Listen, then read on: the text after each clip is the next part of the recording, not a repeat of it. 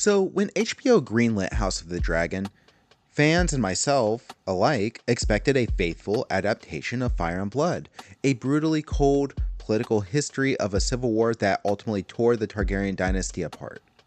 But from the very first episode, the show made one quiet but massive change. It made Alicent and Rhaenyra the same age, best friends growing up together in the Red Keep. And with that, the entire emotional foundation of the story has shifted. The change added more tragedy, it added more drama, but now, 2 seasons in, you kind of have to ask, did they go too far? Because this one change may have rewritten the very heart of the Dance of the Dragons.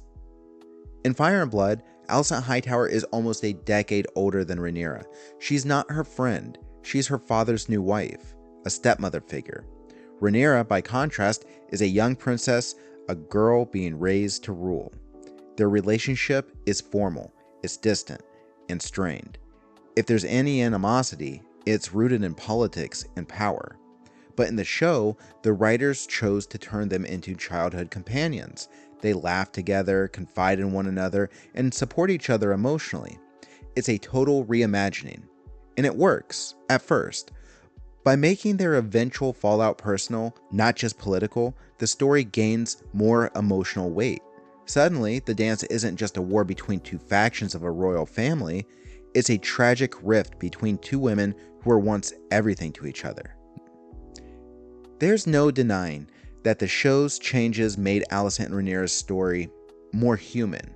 When they clash, it's not just about succession, it's about betrayal.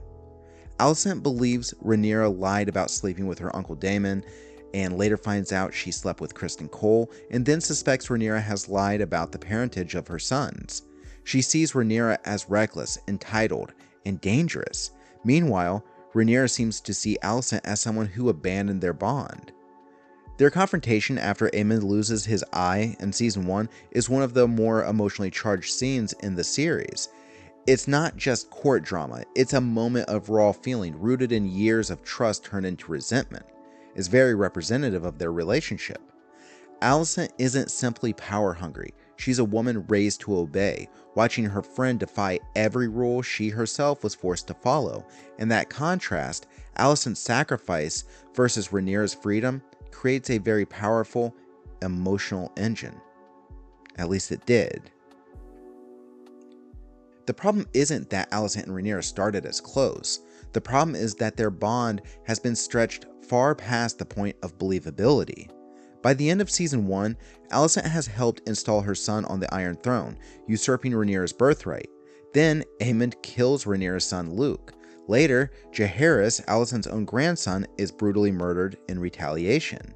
And yet, the show keeps returning to their relationship like it's still emotionally salvageable. There are moments where Alicent still seems to long for reconciliation, and Rhaenyra, despite everything, she's still entertaining that as well. It's a beautiful idea, on paper.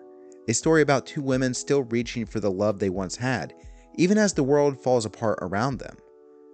But when the body count includes their own children or grandchildren, it becomes harder and harder to believe. And as this emotional bond becomes the center of the show, something else gets lost from the beginning: Alicent's agency. In Fire and Blood, Alicent is a political player. She knows exactly what she's doing. She's smart, ruthless, and determined to put her son on the throne. In the show, she's hesitant, passive. Even the moment that should define her, Aegon's coronation, isn't something she planned. It's a misunderstanding based on her misreading of Viserys' final words. And the actual coup? That happens behind her back, orchestrated by the men around her. This version of Alicent is more sympathetic, but she's also a far cry from the woman George R. R. Martin wrote. And in removing her strength, the show undermines one of the most fascinating power dynamics in the story. Alicent and Rhaenyra's war is no longer about ideology or ambition. It's about hurt feelings and wounded friendship. Adaptations always make changes, and that's fine. Translating a fictional history book into a character-driven drama requires invention. But when you change the fundamental motivations, dynamics, and tone, are you still telling the same story?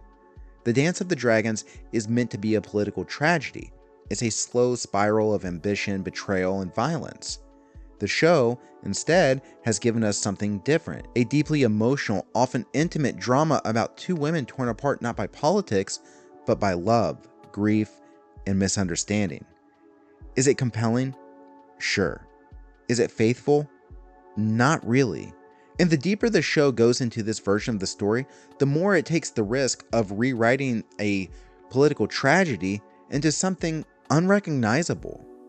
When Alicent and Rhaenyra were reimagined as best friends, the show gained more emotional depth. But it may have lost thematic clarity. The Civil War isn't just personal, it's historical. It's a tragedy about power, not just pain.